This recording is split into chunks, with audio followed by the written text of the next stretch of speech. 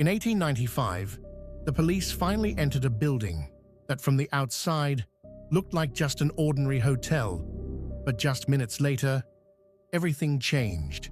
Hallways that led nowhere, doors that could only be locked from the outside, and rooms that had no windows at all. And then, the basement, the smell of acid, a dissection table, and tools that could mean only one thing. This wasn't a hotel, it was a factory of death. This is the story of one of America's first serial killers. In 1861, in a small, quiet town called Gilmanton, in a large family of 5 children, he was the third child, a father, a farmer, strict and deeply religious, and a mother, cold and distant. A simple home, but a place where something dark slowly began to grow. His real name was Herman Webster Mudgett, the man the world would later know as H. Holmes. At school, he was different, quiet, isolated, and distant from the others, and the other children didn't like him. One day, trying to scare him, they forced him into a room where a human skeleton stood. But what happened next wasn't fear. Instead of running away, he slowly stepped closer toward the skeleton, and for the first time, curiosity replaced fear. Years passed, but that feeling never disappeared. He grew older, but not like the others, and his curiosity kept growing. He developed an unusual fascination with the human body and death, and as a teenager, he no longer just observed. He began to experiment, lying, deceiving, and manipulating reality. But this was only the beginning, because he entered a world where he could move closer to death without fear. Medical school, a place that was science to everyone else. But for him, it was an opportunity, and it was there that he learned how to use death.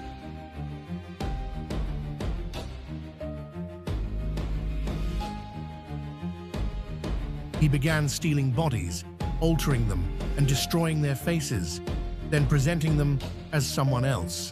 A staged death, a fabricated story, and in the end, the insurance money.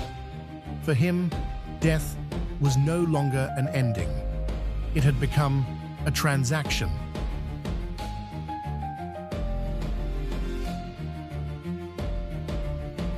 You might think he was only pretending to be a doctor, but the truth was far more disturbing. He actually studied and graduated from University of Michigan, and he was a real doctor. In a place where others learned how to save lives, he learned how to use death. Surrounded by dissection tables, anatomy tools, and a silence that concealed everything, he came to understand how identities could be changed, how traces could disappear, how acid could erase the truth, and how knowledge itself could become something no one would ever question. But before all of that, he had another life. In his youth, he married a woman named Clara Lovering, and in 1878, what appeared to be a simple, ordinary life began.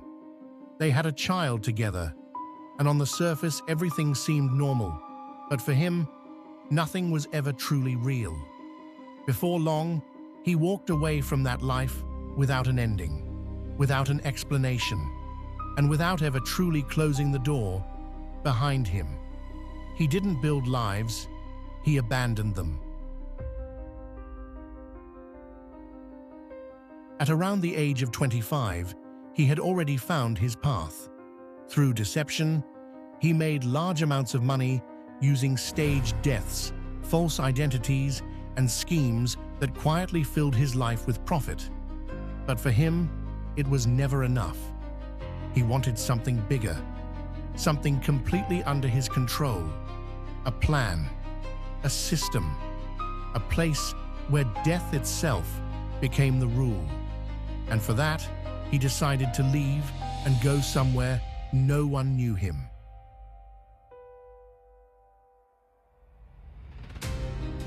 Chicago, a city full of strangers, where if someone disappeared, no one asked questions. And in that very city, he began to build something no one could have ever imagined.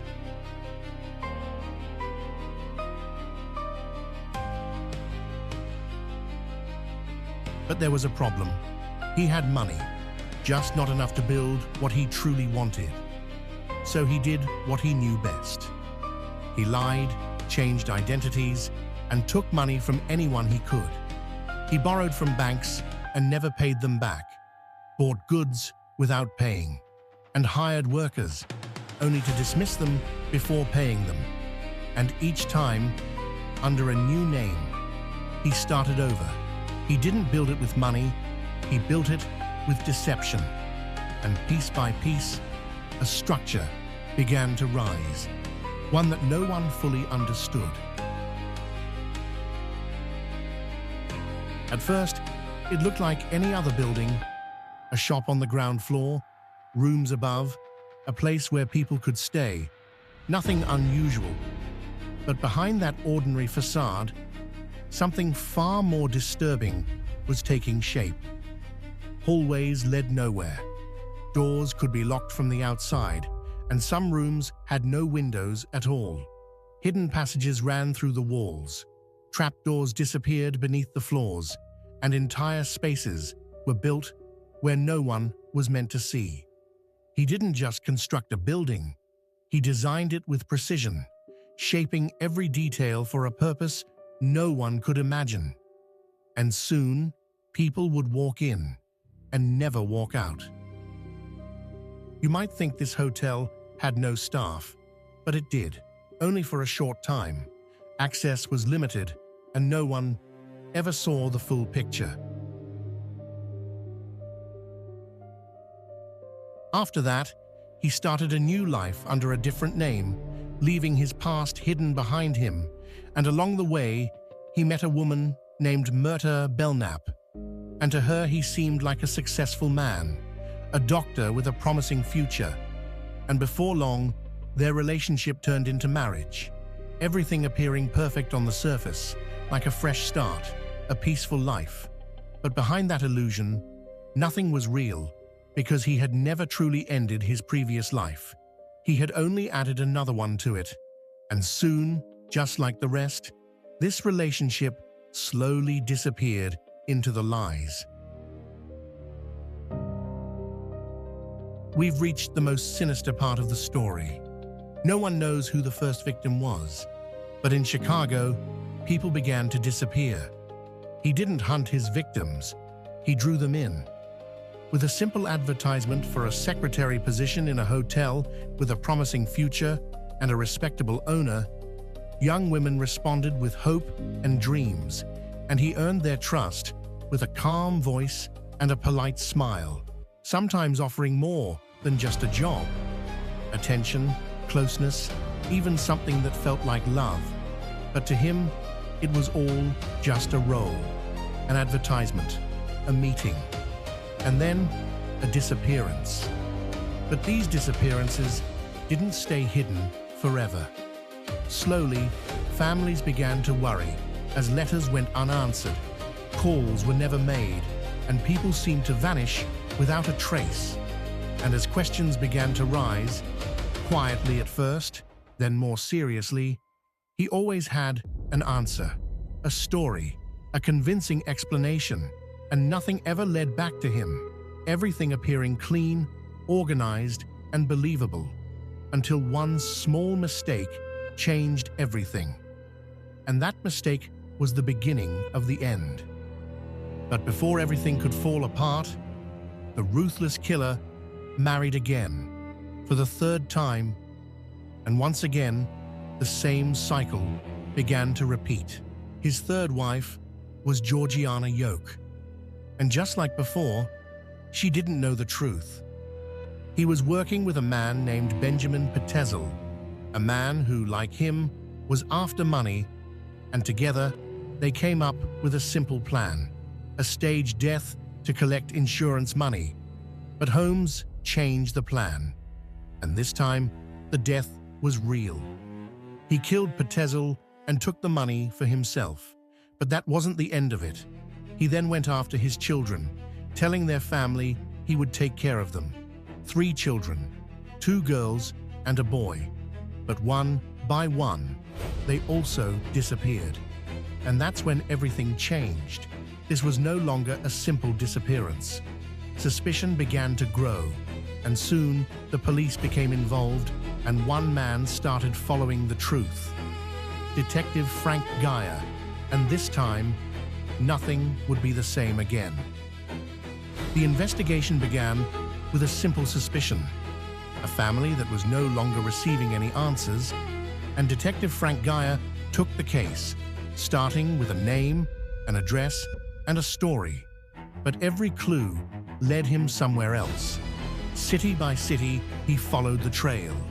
Letters, hotels, and names that kept changing. But one thing remained constant. He was always one step ahead, until the pieces slowly began to come together, and the story that had been hidden started to reveal itself. And this time, the truth could no longer be concealed. The police weren't looking for murders at first. Not in the beginning. They were following a lie, an insurance fraud, a case involving a man named Benjamin Petezel, a staged death meant to collect money, but something wasn't right. The stories didn't match, and the records were incomplete. And that's where the suspicion began. And little by little, they reached his real name. They found his address. And when they moved forward, they came face to face with something far darker. When the police arrived at the hotel, he was no longer there. The building was still open, but the life that once filled it was gone. He had left the city before they arrived, this time knowing the police were after him. He had erased his traces, changed his name, and moved from city to city, believing he could disappear once again. But this time was different. Detective Frank Geyer didn't stop. He followed the letters, traced the journeys, and step by step, he got closer, until at last, they found him. Not in Chicago, but somewhere else. A place where he thought he could still hide. And in the end, they found him in Boston, where there was no escape left.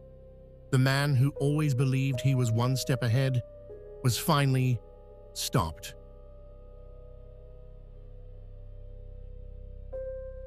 The police weren't looking for murders at first.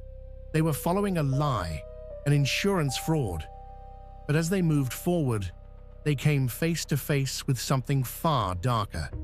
And when the trial began in 1895, contrary to what many expected, he was not tried for all the killings. In the end, only one charge could be proven: the murder of Benjamin Petezel, while the rest of the victims either lacked evidence or were never fully confirmed. And through all of this, none of his wives were put on trial. They were not accused and had no proven role in the crimes, though one of them, Georgiana Yoke, for a time still believed he was innocent. In prison, even in his final days, he didn't stop. For money, he sold his story to newspapers like Hearst newspapers, claiming he had killed more than 20 people. Yet many of those confessions were never verified, and the truth was lost within his lies. He showed no remorse, no fear, calm, cold, and indifferent, and until the very end, he remained exactly who he had always been. And finally, on May 7th, 1896, in Moyamensing prison, he was executed by hanging, and even before his death, he made one final request. He asked to be buried in concrete so that no one could ever disturb him. A man who didn't just take lives, but twisted the truth itself. In the end, he disappeared into his own lies. But before this story truly ended, one question still remained. More than 100 years after the death of H.H. Holmes, some people still believed he had escaped because he was a master of false identities and deception. And even after his arrest, he never stopped lying. So during the making of American Ripper, an investigative team decided to settle the mystery once and for all. They reopened his grave and performed a DNA test, and in the end, the results confirmed everything. He had never escaped, and he really was buried there. If there's a criminal case you'd like me to cover next, leave it in the comments.